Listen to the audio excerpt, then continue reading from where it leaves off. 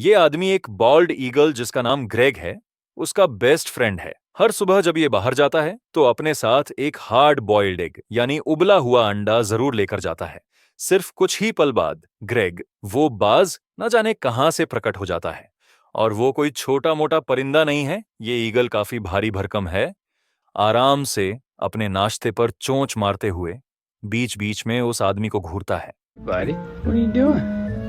Buddy. Hey.